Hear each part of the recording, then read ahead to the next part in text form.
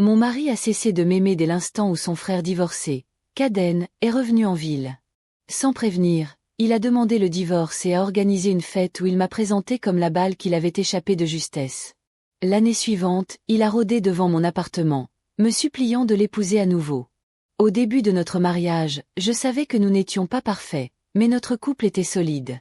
Nous nous disputions, nous n'étions pas d'accord sur des broutilles, nous nous agacions mutuellement pendant la période des impôts ou quand quelqu'un oubliait de sortir les poubelles, mais je croyais que nous pouvions surmonter n'importe quoi jusqu'au jour du retour de Kaden.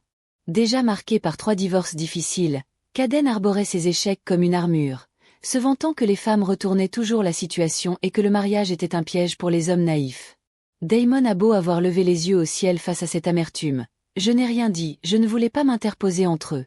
Au début, c'était de simples visites le week-end, des rires pendant que je cuisinais ou pliais le linge, mais c'est vite devenu un flot incessant d'appels et de soirées entre garçons qui s'éternisaient.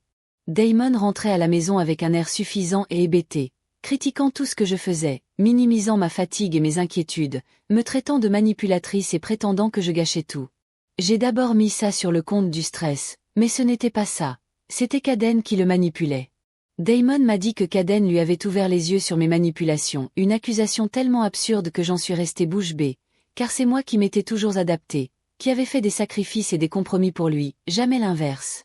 La situation a rapidement dégénéré, Damon est devenu distant et froid, il a cessé de m'embrasser avant de partir, et passé ses nuits à faire défiler des messages et à rire de ceux que je ne lisais pas. J'ai essayé de parler, de renouer le contact, mais il m'a ignoré, me disant que j'exagérais. Un matin, à table, sans me regarder, il m'a tendu les papiers du divorce, affirmant se sentir piégé, vivre dans le mensonge, et que notre mariage avait été une erreur dès le départ. Son ton était appris par cœur, froid, comme s'il me rendait service. Je n'ai pas pleuré, je suis restée assise là, abasourdie, tandis que le monde s'écroulait autour de moi. Les semaines suivantes ont été un flou total, j'ai déménagé, logé chez une amie, cherchant mon propre espace, tandis que Damon publiait des messages sur sa liberté et son nouveau départ avec Kaden, fêtant ça comme des adultes en vacances de printemps, inconscients de l'absurdité de leur situation.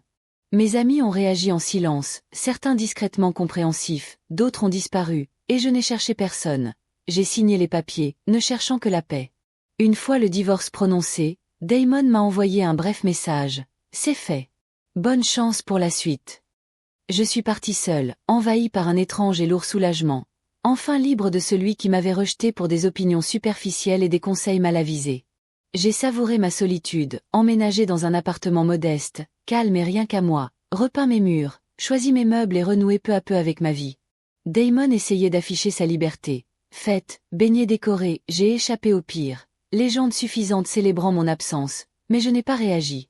J'ai suivi une thérapie, exploré des parts enfouies de moi-même, me suis reconstruite, j'ai fait des heures supplémentaires, je me suis offert des choses que je m'étais interdites, j'ai fait de la randonnée, rejoint des clubs de lecture et renoué avec de vieux amis. Mon silence a déstabilisé Damon plus que tout ce que j'aurais pu dire. Des mois plus tard, il a recommencé à m'envoyer des SMS, avec prudence et nostalgie, des photos, des messages vocaux et de longs messages où il prétendait avoir été manipulé, voire endoctriné. Je les ai ignorés, me concentrant sur moi-même, lançant une petite activité parallèle et explorant des passions que j'avais mises de côté pour lui. Il a alors tenté de me culpabiliser, se plaignant que ma vie lui paraissait vide, me demandant de me remarier, de tout recommencer, mais j'avais reconstruit ma vie sans lui.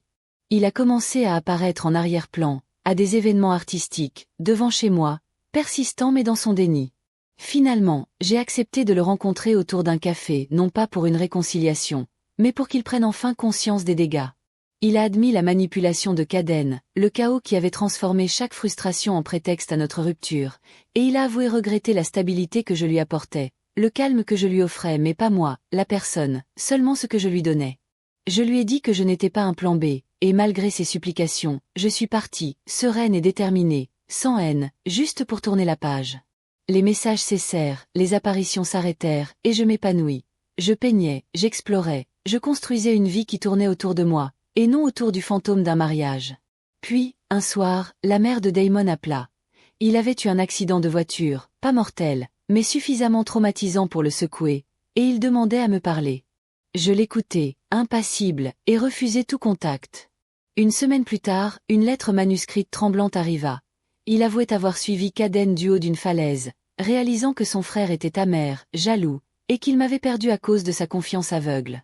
Je la pliai, la mis de côté et passai à autre chose. Ce week-end-là, lors d'un petit dîner entre créatifs et entrepreneurs, je rencontrai Jason, attentionné, curieux, à la voix douce, quelqu'un qui s'intéressait à mes échecs plutôt qu'à mes réussites, qui riait facilement et avec qui je pouvais nouer une relation authentique.